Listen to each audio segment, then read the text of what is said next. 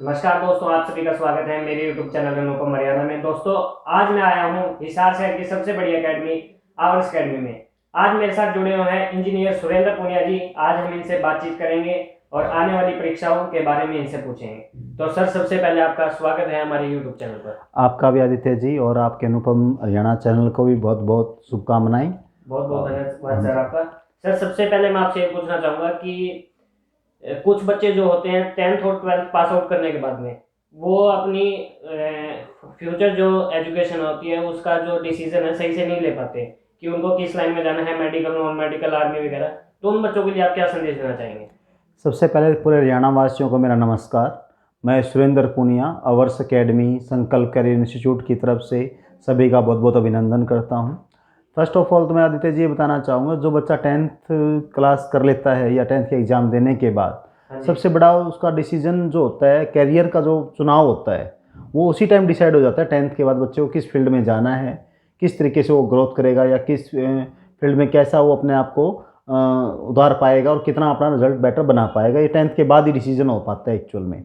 तो मैं तो यही कहूँगा कि 10th के बाद हर एक बच्चे को बड़ी ही केयरफुली के साथ, बड़े ही समझदारी के साथ डिसीजन लेना चाहिए। वो छोटी उम्र के बच्चे होते हैं, पेरेंट्स बच्चों पे छोड़ देते हैं कि बेटा आपको जो अच्छा लगे आप वो कीजिए। आपको नॉन मेडिकल अच्छी लगती है, मेडिकल अच्छी लगती है, या कॉमर्स में जाना अच्छा लगता है, आर्ट्स में जाना अच्छा लगता है, तो आप वो चीज़ चूज़ कर लीजिए। कुछ पेरेंट्स ऐसे भी करते हैं, कुछ पेरेंट्स ऐसे भी होते हैं कहते हैं नहीं बेटा आपको तो डॉक्टर बनना है, आपको तो इंजीनियर बनना है, जी। या आपको तो सीए बनना है। तो इस तरीके से वो अपने अलग अलग डायरेक्शन में, मतलब हर पेरेंट्स का अलग अलग लेवल होता है, अलग अलग बात करने लहजा होता है कि इस पेरेंट्स को नॉलेज भी नहीं होती है, जी। वो बच्चों पे छोड़ देता है। तो ये गलत है। मैं एक चाहता हूँ कि हर बच्चे को 10th के बाद जी। अपना जो आंकलन है वो किसी एक एजुकेशनिस्ट जो होते हैं जी। उनसे अपना पहले आंकलन करवाना चाहिए। और आंकलन हमेशा हर बच्चे का, एजुकेशन के जब भी बात होती है तो टेस्ट के बेस पे होता है कि आपने का बेस कैसा है। 10th के बाद हर बच्चे का बेस चेक होना चाहिए कि वो साइंस में कैसा है, मैथ में कैसा है। उसके हिसाब से उसको गाइडलाइन देनी चाहिए। जैसे हम किसी डॉक्टर के पास जाते हैं ट्रीटमेंट जी। करवाने, तो डॉक्टर जाते हैं ये नहीं आते कि आपको क्या है, आपने कहा बुखार है। अब वो जाते हैं कोई दो टैबलेट नहीं लिख देता, वो पहले आपके बुखार कौन सा है, मलेरिया की वजह से है, डेंगू की वजह से, डेंगू है या क्या है। जी। तो पहले आपके सारे टेस्ट करेगा वो। टेस्ट में आप जो रिपोर्ट आएगी उसके हिसाब से आपका वो ट्रीटमेंट करेगा, उसके जी। हिसाब से आपको मेडिसिन देगा। और वो ज़रूरी प्रोसेस भी होता है। सेम इसी तरह से हर बच्चे को भी एक अच्छे प्रोसेस से गुजरना ज़रूरी है। इसलिए मैं तो हमेशा हर बच्चे को 10th के बाद जब भी कोई गाइडलाइन देता हूँ या पेरेंट्स मुझसे पूछता है तो मैं पहले उन बच्चों का टेस्ट कंडक्ट करवाता जी। हूँ, ऑब्जेक्टिव टाइप। आपने देखा भी होगा, हज़ारों बच्चे यहाँ मार्च में एग्जाम होने के बाद मेरे यहाँ स्कॉलरशिप टेस्ट देने आते हैं। जी। वो नाम स्कॉलरशिप टेस्ट होता है लेकिन वो बच्चों के लिए स्कॉलरशिप टेस्ट होता है, बट मेरे लिए वो सब कुछ होता है। उसमें हर बच्चे का आकलन आ जाता है कि इस बच्चे को हम +1 में मेडिकल की राय दें या इस बच्चे को नॉन मेडिकल की राय दी जाए। या 10th के बाद कुछ कोर्स, स्पेशल कोर्स भी होते हैं, जैसे बीएससी एग्रीकल्चर का है, पॉलिटेक्निकल का है, तो क्या ये बच्चे उनमें बेस्ट रहेंगे। तो इस तरह की गाइडलाइन है, हमारे बच्चों को बड़ी प्रॉपर तरीके से देते हैं। तो सर, आप हमें अब बताइए कि आपकी एकेडमी, आवर्स एकेडमी जो है 10th और 12th के बाद कौन कौन से कोर्सेज जो है उपलब्ध करवाती है? देखो 10th के बाद क्या होता है, मोस्टली को ज़्यादा कोर्सेज नहीं है अपने यहाँ पे। 10th के बाद एक तो बीएससी एग्रीकल्चर का कोर्स है, 6 ईयर प्रोग्राम है एचए यूनिवर्सिटी का, जी। जो आज के टाइम सबसे टॉप में चल रहा है। जी। काफ़ी पूरे हरियाणा में अच्छा क्रेज भी है इसका। पूरे हरियाणा से टॉपर जो बच्चे हैं वो एग्ज़ाम की तैयारी करने हमारे पास आते भी है 10th जी। के बाद। इसके अलावा एक दो एग्ज़ाम और भी हैं पॉलिटेक्निकल टाइप से, जी। तो वो कुछ ज़्यादा एग्ज़ाम नहीं है। तो 10th के बाद ज़्यादा स्कोप नहीं है इसमें, एक दो कोर्सों को छोड़ के।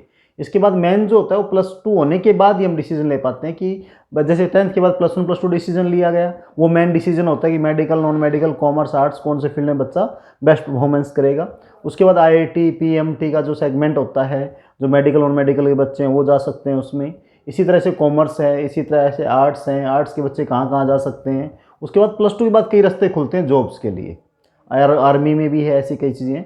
10th के बाद भी कुछ एग्ज़ाम होते हैं आर्मी में, नेवी में, वाई ग्रुप हैं, जैसे कि पीएन्स वगैरह जॉब होती हैं, तो वो टेस्ट होते हैं। लेकिन वो थोड़ा सा ये है कि बच्चे, मैं चाहता हूँ कि +2 के बाद ही ज़्यादा कोर्सेज में कंपटीशन की तैयारी करें, या 10th के बाद कुछ एक कोर्सेज उनकी कंपटीशन की तैयारी करें, ज़्यादा बेटर रहता है। तो सर जी, अब मैं आपसे पूछना चाहूँगा कि मार्केट में ऐसी बहुत सी एकेडमियाँ हैं, लेकिन आवर्स एकेडमी एक ऐसी है जो बीएससी एग्रीकल्चर, बीएलडीए, बीएस के अंदर सबसे ज़्यादा सिलेक्शन देती है। तो उसके पीछे टीचर्स का और आवर्स एकेडमी की क्या भूमिका रहती है? देखो मैंने आपको जैसे पहले आपने ही बताया कि हम जैसे मार्च में एग्ज़ाम खत्म होते हैं बच्चों के, +1 +2 इनके जैसे एग्ज़ाम खत्म, तो हम एक स्कॉलरशिप टेस्ट कंडक्ट करते हैं। वो टेस्ट से पहले डिसाइड हो जाता है भी कौन से बच्चे इस फील्ड में चलने वाले हैं। हम उनको पहले छटनी कर लेते हैं भी ये बच्चे इस कोर्स में बेस्ट रहेंगे, और हम बेस्ट गाइडेंस भी करते हैं। हम अपने एकेडमी के फ़ायदे के लिए नहीं कहते, गलत गाइड नहीं करते कि भी आप बेटर रहेगा, आप इस कोर्स की तैयारी कर लो, हमारे पास इस कोर्स की तैयारी कर लो। हमें लगता है कि ये बच्चा अच्छा रिजल्ट देने वाला है तो हम उस बच्चे को उस कोर्स में ले लेते हैं। हमें लगता है बच्चा इसमें बेस्ट रिजल्ट नहीं देगा तो हम उसको उसकी राय ही नहीं देते। तो इससे क्या होता है, क्वालिटी जो छट के बच्चा आ जाता है, स्टाइज हो जाती है बच्चे की, जो उसके बेस पे हम उसको तैयारी करवाते हैं। और तैयारी करवाने में जो हमारी अवर्स अकेडमी की टीम है वो सारे हमारे यहाँ पे हर कोर्स वाइज एक्सपर्ट लगे हुए हैं। टोटल अपनी अवर्स अकेडमी में 150 प्लस स्टाफ काम कर रहा है, चाहे वो टीचिंग हो चाहे वो नॉन टीचिंग हो। हर कोर्स वाइज टीचर्स की टीम अलग बनी हुई है। जैसे 10th एग्रीकल्चर की बात करें तो 110 टीचर्स की टीम अलग काम कर रही है। +2 एग्रीकल्चर की बात करें तो वहाँ 16-17 टीचर्स अलग काम कर रहे हैं। इसी तरह से संकल्प कैरियर इंस्टीट्यूट है अपना सेक्टर 13 में, वो प्योरली हमने IIT PMT के लिए बनाया हुआ है। वहाँ बच्चा +1 +2 मेडिकल नॉन मेडिकल और IIT PMT की प्रिपरेशन करवाई जाती है। वहाँ पे बच्चा पूरा टेस्ट के बाद ही लिया जाता है। ये नहीं कि कोई डायरेक्ट बच्चा आया जी मुझे एडमिशन लेना है और आप मुझे नॉन मेडिकल लेनी है, नॉन मेडिकल लेनी है, आप मुझे इस कोर्स की तैयारी करो, तो वो बेस्ट भी नहीं है। और बच्चे पोटेंशियल ना हो तो उस कोर्स की हम तैयारी बेटर करवा भी नहीं पाते। तो ये जो रिजल्ट आने का सिलसिला है ये दोनों चीज़ों पे डिपेंड करता है, स्टूडेंट्स पे भी डिपेंड करता है और खास करके टीचिंग टीम है उस पर तो देखो डिपेंड होता ही है सब कुछ। और तीसरा होता है मैनेजमेंट। जो अवर्स अकेडमी मैनेजमेंट है वो पूरे हरियाणा में फेमस है, आपको पता ही है। आप तो मेरे स्टूडेंट रहे भी हो आदित्य, तो आपको सारी बातों का पता भी है। तो सर अब मैं आपसे पूछना चाहूँगा और हमारे दर्शक आपसे पूछना चाहेंगे कि बच्चों को अवर्स अकेडमी से किस तरह से जो है ट्रेन किया जाता है, देखो टेस्ट सीरीज का जो है वो क्या फॉर्मूला रहता है अवर्स अकेडमी में? देखो हमारा क्या प्रोसेस रहता है, जैसे BSc एग्रीकल्चर की बच्चा तैयारी कर रहा है, हम कोई भी कोर्स ले लेते हैं, या VLD तैयारी कर रहा है, ये तो उनके बैचेज अलग अलग बना दिए जाते हैं। जैसे मैंने सपोज को 10th एग्रीकल्चर के 10 बैच चल रहे हैं यहाँ पे, उन 10 बैचेज में क्या करते हैं हम, जो बच्चे पढ़ने वाले टॉपर बच्चे होते हैं उनके अलग बैच बना दिए जाते हैं। जो एवरेज बच्चा होता है उसका अलग बैच बनाया जाता है ताकि उसको नई सिरे से बेसिक लेवल से तैयारी करवाई जाए। ये नहीं होता, कई बार क्या होता है अच्छे बच्चों की हाई लेवल की तैयारी करवाने के चक्कर में जो लो लेवल के बच्चे होते हैं वो पिसते हैं, वो हाई लेवल की तैयारी नहीं कर पाते। तो हम पहले से उनकी क्या कर लेते हैं, लेवल वाइज बैचेज बना देते हैं ताकि हर बच्चे को उसके लेवल के हिसाब से टीचर्स मिले और उसके अकॉर्डिंग वो बच्चा तैयारी करे। और उसके बाद फिर उनके टेस्ट सीरीज है, रेगुलर टेस्ट हैं, वीकली टेस्ट हैं, उसके हिसाब से भी टेस्ट चलते रहते हैं। 10 टेस्ट, जैसे हमने 3 मंथ का कोई क्रैश कोर्स है उसमें 10 टेस्ट वीकली आएंगे। उसके बाद 10 टेस्ट या 12 टेस्ट हम लेते हैं रेगुलर टेस्ट सीरीज के रूप में। जब बच्चा इतने टेस्ट से गुजरता है तो उसकी प्रैक्टिस इतनी हो जाती है कि उसको अलग से कुछ तैयारी करने की जरूरत ही नहीं पड़ती। ये चीज़ें हैं। सर अब मैं आपसे पूछना चाहूँगा कि आगे जो आने वाली परीक्षा है, स्टेट की, SSC की और भी बहुत से एग्जाम्स हैं, हाँ जी, उनकी तैयारी किस तरह से बच्चों को करवाई जा रही है? देखो जो अभी रिसेंटली अगर हम बात करें तो हमारे पास जो बैच चल रहे हैं वो HTET HSSC इनके तो चल ही रहे हैं, क्योंकि इनके एग्जाम डेट आई हुई हैं। किसी का जनवरी में, किसी के एग्जाम मार्च में आए हुए हैं। आर्मी है, X ग्रुप, Y ग्रुप, उनके एग्जाम की तैयारी भी यहाँ करवाई जा रही है। वो जो प्रिपरेशन हम करवा रहे हैं उसमें हमारा सीधा सा सेगमेंट है कि जो उस कोर्स के टीचर्स हैं उनकी टीम्स लगी हुई हैं, अलग अलग टीम गठित कर रखी है हमने। जैसे HTET है उसकी टीम अलग है, HSSC है उसकी टीम अलग है।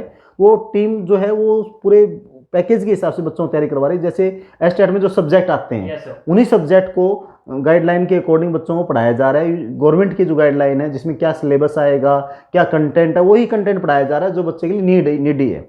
अब एक टॉपिक में से क्वेश्चन आना है तो हम उसको इसी एक टॉपिक को करवा रहे हैं, उसके अलावा उससे रिलेटेड 10 टॉपिक हम नहीं कराते बच्चों को, क्योंकि कम टाइम होता है बच्चों के पास भी। अब 3 मंथ की तैयारी में या 1 मंथ की तैयारी में या 2 मंथ की तैयारी में ये तो है नहीं कि हम पूरा कोर्स करा देंगे, ऐसा पॉसिबल नहीं है और ना बच्चा इतना बर्डन ले सकता है। तो उन्हें सिलेक्टेड पोर्शन करवाया जाता है और हमारे टीचर पहले से उस टीम, उसकी पीछे पूरे साल टीम लगी रहती है। वो टीम पहले से उस मटेरियल जो है वो सिलेक्ट कर लेती है कि हमें इतना मटेरियल करवाना है ताकि इस बच्चे की मेहनत, कम से कम मेहनत में अच्छा रिजल्ट बच्चे ले पाएँ। और यही रीज़न है कि अच्छे रिजल्ट बन जाते हैं अकेडमी में। तो सर अब आखिरी सवाल आपसे मेरा ये है कि अभी हाल ही में पूरी दुनिया के अंदर कोरोना महामारी फैली हुई है, उसके कारण एजुकेशन पे जो है बहुत बड़ा असर पड़ा हुआ है, तो उसको लेकर के आप क्या कहना चाहेंगे? और आजकल जो है ऑनलाइन शिक्षा का जो है क्रेज चल रहा है, तो उसकी जगह आवर्स अकेडमी किस तरह बच्चों को जो है शिक्षा प्रदान कर रही है? देखो जब गवर्नमेंट ने पूरी तरह लॉकडाउन कर दिया था, अभी कोई एजुकेशन जो इंस्टीट्यूट्स हैं, स्कूल्स हैं, ओपन ही नहीं हो सकते। उस टाइम हमने ऑनलाइन की हेल्प से बच्चों को तैयारी करवाई। उससे देखो बेस्ट तैयारी तो नहीं हो पाई, लेकिन एक ये था कि बच्चों की कंटिन्यूटी बनी रही, पढ़ाई के टच में रहे। वो 6-6 महीने ऐसे नहीं कि घर पे फ्री बैठे रहे, तो उनको एक होमवर्क मिलता रहा, एक उनकी ऑनलाइन क्लासेस चलती रही, लाइव क्लासेस हमने ली। टीचर यहाँ बैठ के पढ़ा रहे हैं, बच्चा घर बैठ के स्क्रीन पे पढ़ रहा है। तो उससे ये कि बस फेस टू फेस नहीं देख पाए, बाकी सारा काम वैसे था जैसे हम क्लास में कराते हैं। उसके बच्चों को बहुत बेनिफिट भी मिल रहा। और इसका आपको रिजल्ट अभी पीछे हमारा 10th एग्रीकल्चर रिजल्ट आया है, +2 एग्रीकल्चर रिजल्ट आया है। हाँ, तो 85% 90% बच्चे अपनी अवर्स अकेडमी से निकले हैं। इसका मतलब पूरे हरियाणा में Yes, ये sir. जो कोर्सेज हैं, इन कोर्सेज के ऊपर दूसरी अकेडमियाँ ये करवा ही नहीं पाई। Yes, sir. उसी का फ़ायदा हमें मिला कि हमने इसमें अच्छा काम किया, Yes, sir. हमारे साथ पूरे हरियाणा के बच्चे जुड़े, ये भी हमारे लिए अच्छी बात थी। तो उन बच्चों को अच्छा गाइडलाइन मिली और उन्होंने जिस बच्चे ने मेहनत अच्छी की वो आज यूनिवर्सिटी में 50 सीट है, मान लो एग्रीकल्चर 10th पे, तो 45 प्लस बच्चे आज अवर्स अकेडमी की यूनिवर्सिटी में एडमिशन ले चुके जी, हैं। सर। फर्स्ट काउंसलिंग हो चुकी है, सेकंड काउंसलिंग में वेटेड वाले जो बच्चे हैं वेटिंग कर रहे हैं, Yes, sir. वो भी अब चले जाएंगे। तो ये सारी सर चीज़ें। अब अंत में आप हमारे स्टूडेंट्स को और दर्शकों को क्या कहना चाहेंगे? देखो मैं एक ही बात कहना चाहूँगा, ये अभी जो स्टेजेस है, यहाँ कोरोना का जो दौर है वो बढ़ता जा रहा है। अब दोबारा से एक बार फिर दौर बढ़ा है, तो एक तो अपने आप को सेफ रखें, Yes, sir. पूरी प्रिकॉशंस का यूज़ करें, मास्क वगैरह उसको लगाते रहें और सैनिटाइजेशन है वो भी अपना बनाए रखें। जैसे हमने अपने इंस्टीट्यूट में जो बच्चे पढ़ने आ रहे हैं उनकी पूरी सैनिटाइजेशन, मास्क की सारी व्यवस्था हमने की हुई है। एक तो इस चीज़ का ध्यान रखें। दूसरा, जो पढ़ाई का जो दौर है इस टाइम नेचुरल की पढ़ाई बच्चों की डिस्टर्ब हो रही है, तो लेकिन मैं तो ये कहूँगा कि पढ़ाई के बिना कुछ नहीं है। Yes. एजुकेशन अपनी जो है, या जो हमारी तैयारियाँ चल रही है, जो कंपटीशन के एग्जाम टाइम पे होने ही होने हैं, तो आप उसकी तैयारी अपनी प्रायोरिटी पे रखें, तैयारी करते रहें, चाहे वो ऑनलाइन का माध्यम हो चाहे वो ऑफलाइन का माध्यम हो। तैयारी में आप किसी प्रकार की कमी ना आने दें, क्योंकि काम वही आना है, रिजल्ट देखा जाता है लास्ट में। ये कोई नहीं देखता कि कोरोना काल में टीचर इंस्टीट्यूट खुले थे या नहीं थे। अब जैसे जिन बच्चों ने एग्रीकल्चर में अच्छी तैयारी की वो निकल गए, जो घर पे कोरोना के से डर के मारे, या जो उनको ये डर था कि हम कोरोना में कहीं बाहर नहीं निकल सकते या बाहर जाएंगे तो नुकसान हो जाएगा, तो वो पीछे भी रह गए। तो सारी बातें भी थोड़ा देखो, रिस्क देखो, कुछ पाने के लिए रिस्क लेना पड़ता है। तो जिन बच्चों ने रिस्क लिया हुआ वो कामयाब भी हुए, और जो पेरेंट्स रिस्क नहीं ले पाए, देखो हम मानते हैं कि स्वास्थ्य सबसे इम्पोर्टेंट है, एजुकेशन सब कुछ नहीं है, लेकिन एजुकेशन बिना भी कुछ नहीं है। Yes, sir. तो दोनों चीज़ों को ध्यान में रखते हुए आप चलें, सेफ्टी भी जरूरी है, सेफ भी रहे, और साथ साथ में एजुकेशन को भी, आप स्टडी को भी अपनी साथ साथ करते रहें। Yes, sir. विद्यार्थियों के लिए तो यही मैं आपको बेस्ट गाइडलाइन दे सकता हूँ, और तो इससे ज़्यादा क्या कहें। तो दोस्तों आशा करता हूँ वीडियो पसंद आई होगी। ऐसी बड़ी बड़ी अपडेट्स पाने के लिए सब्सक्राइब करें अनुपम हरियाणा को। धन्यवाद। Thank you.